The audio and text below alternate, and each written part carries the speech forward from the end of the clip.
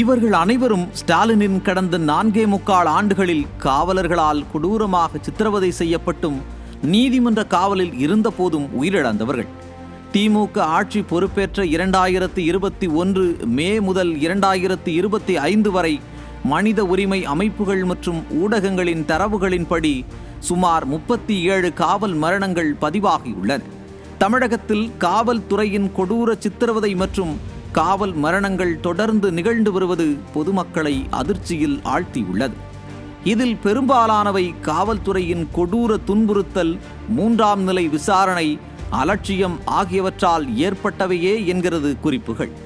இந்த எண்ணிக்கை தமிழகத்தின் முற்போக்கு என்ற பெயரை கேள்விக்குள்ளாக்கியுள்ளது. ஏழை, பட்டியல் இன, பழங்குடியினர், சிறு குற்றச்சாட்டுகளில் சிக்குபவர்களே பெரும்பாலும் பாதிக்கப்படுகின்றனர். இது காவல்துறை மீதான நம்பிக்கையை சரித்து மக்களின் கண்டனங்களை அதிகரித்துள்ளது. 2025ஆம் ஆண்டில் மட்டும் பல கொடூர சம்பவங்கள் நிகழ்ந்துள்ளன. ஜூன் மாதம் சிவகங்கை மாவட்டம் திருப்புவனம் அருகே மடப்புரம் கோவில் காவலாளி அஜித்குமார் 5 காவலர்களால் கொடூரமாக தாக்கி கொலை செய்யப்பட்டார். 2 நாட்கள் ரகசியமாக துன்புறுத்தப்பட்டு 44 வெளிக்காயங்கள், உள் இரத்த கசிவு, மூளை பாதிப்பு, இதய இரத்த கசிவு உள்ளிட்ட கொடூர அடையாளங்களுடன் உயிரிழந்தார்.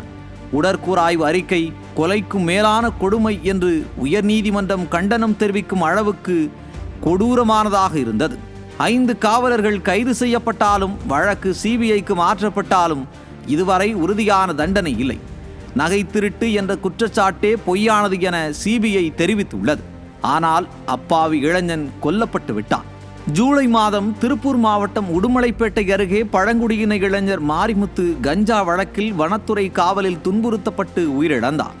குடும்பத்தினர் கழுத்து, தலை, கை காயங்கள் இருப்பதாக குற்றம் சாட்டினர்.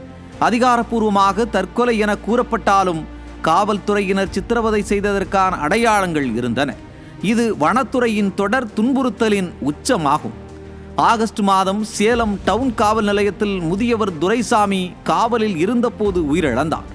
அக்டோபர் மாதம் மதுரை அண்ணாநகர் காவல் நிலையத்தில் பட்டியல் இன இளைஞர் தினேஷ் சித்திரவதைக்கு ஆளாகி மரணமடைந்தார்.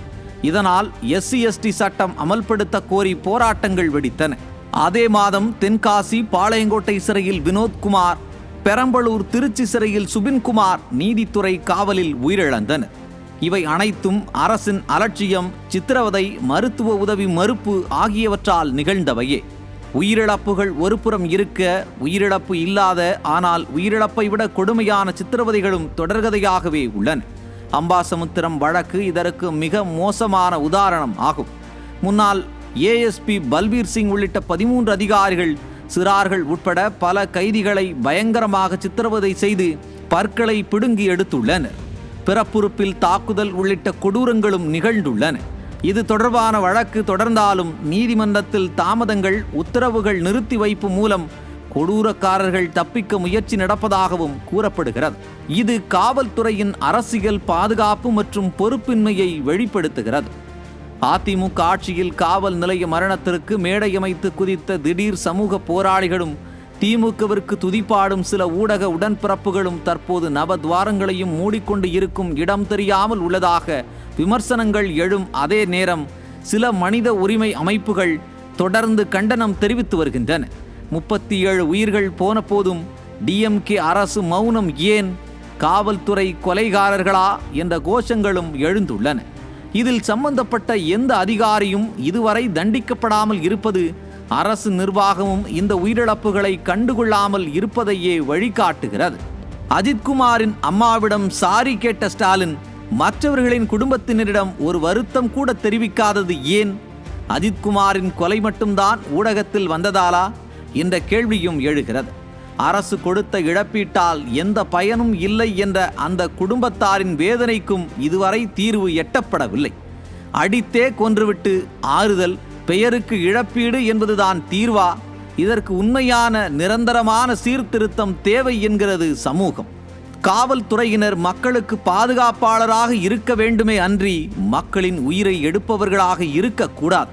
காவல்துறையின் சித்திரவதை, அரசு அலட்சியம் இவையும் இந்த இரக்கமற்ற திமுக அரசும் மாறாவிட்டால் வரும் காலங்களில் தமிழ்நாடு காவல் சித்திரவதைகளின் தலைநகரம் என்று அழைக்கப்பட்டாலும் ஆச்சரியப்படுவதற்கு இல்லை என்கிறார்கள் சில உண்மையான சமூக செயற்பாட்டாளர்கள்.